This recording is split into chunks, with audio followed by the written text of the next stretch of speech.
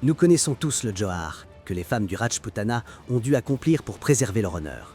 Mais sommes-nous conscients du Johar accompli par les femmes sikhs? Le prix le plus lourd de la partition de 1947 a été payé par les femmes du village de Toa Khalsa, à Rawalpindi, au Pakistan, où de nombreuses femmes se sont jetées dans un puits pour préserver leur honneur.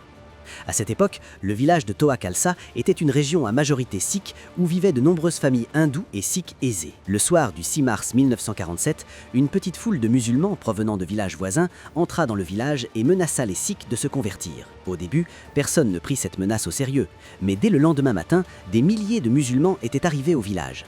Les musulmans locaux avaient promis d'assurer la sécurité des sikhs, mais à mesure que la violence s'intensifiait, aucune aide ne fut apportée.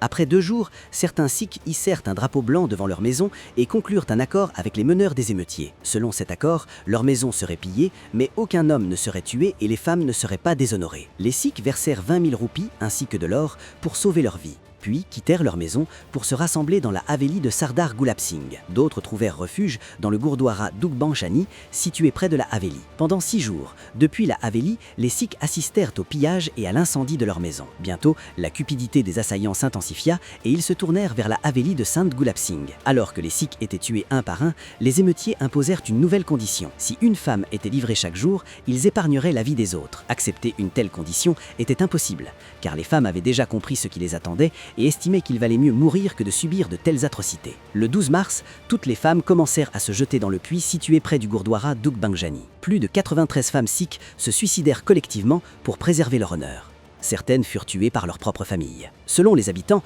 le puits fut tellement rempli de corps que certaines femmes remontaient à la surface sans se noyer, mourant alors étouffées parmi les cadavres. Face à cette tragédie, la foule des émeutiers prit la fuite, terrifiée. Le lendemain, un camion militaire arriva pour secourir les survivants. Cependant, presque toutes les femmes du village avaient déjà perdu la vie. Près de 200 personnes périrent dans cette tragédie, mais en réalité, le nombre était bien plus élevé. Cette nouvelle fut publiée dans les journaux nationaux, et des personnalités allant du vice-roi à Jawaharlal Nehru se rendirent sur place. Bien que ces femmes aient été honorées comme des martyrs, Toa Khalsa demeure la preuve qu'en 1947, les violences les plus organisées, les plus brutales et les plus invisibles ont été infligées aux femmes.